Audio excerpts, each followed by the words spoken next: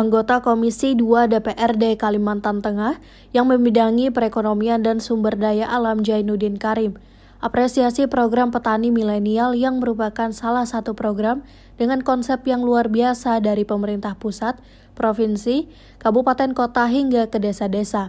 Hal tersebut disampaikannya di ruang kerjanya pada Rabu 13 Oktober 2021. Anggota Komisi 2 DPRD Kalimantan Tengah, Jainuddin Karim mengatakan, program pertanian milenial tersebut harusnya dimasukkan dalam program RPJMD atau program 5 tahunan pemerintahan, baik untuk provinsi maupun kabupaten kota. Legislator DPRD Kalimantan Tengah dari Dapil 2 yang meliputi Kota Waringin Timur dan Seruyan tersebut menambahkan, di masa pandemi COVID-19 seperti saat sekarang ini, potensi dari sektor pertanian dapat mengangkat kondisi perekonomian. Namun, untuk sektor pertanian yang dikelola oleh petani milenial tersebut harus didukung dengan sarana dan prasarana yang memadai.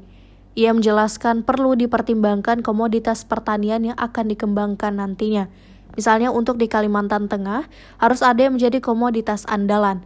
Sekretaris DPD Partai Gerindra Kalimantan Tengah tersebut menambahkan, untuk komoditas pertanian yang bisa dikembangkan oleh para petani milenial, bisa mencari komoditas pertanian jangka pendek dengan hasil atau kualitas yang bagus, dan tentunya dengan konsep pertanian yang bagus dan bersinergi.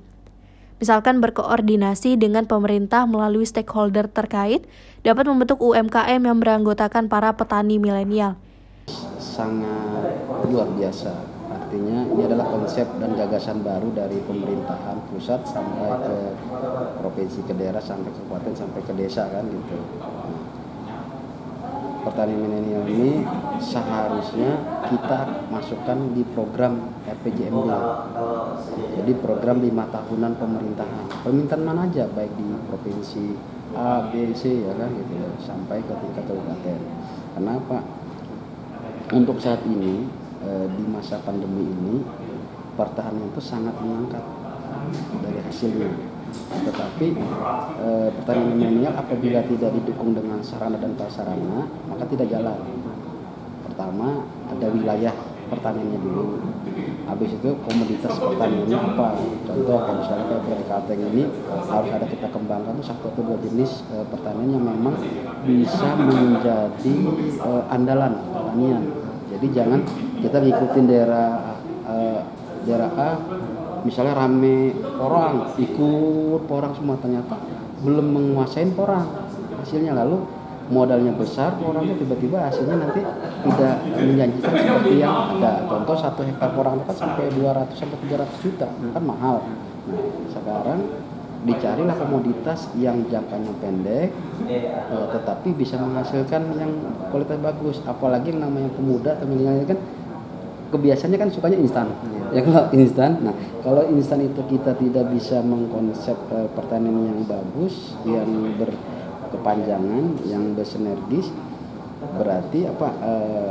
Hanya namanya aja kan pertanian milenial, tapi pelaksananya tidak. Jadi jiwa mudanya kita angkat, koordinasi pemerintahan itu menunjang, lalu mereka kita bentuk UMKM, kelompok-kelompok milenial.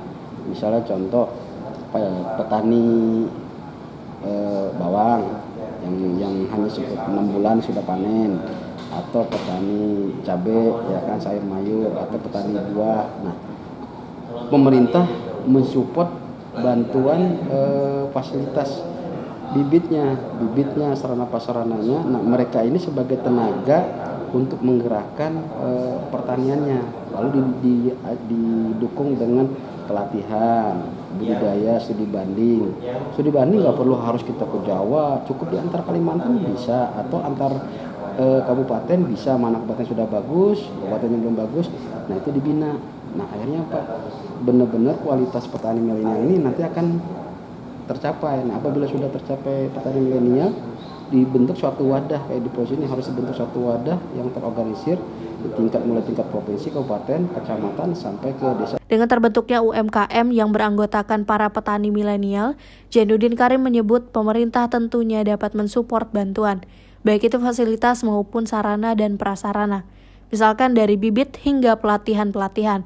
sehingga para petani milenial dapat menjadi penggerak sektor pertanian di Kalimantan Tengah. Dari Kota Palangkaraya, Ahmad Sampi TV mengabarkan.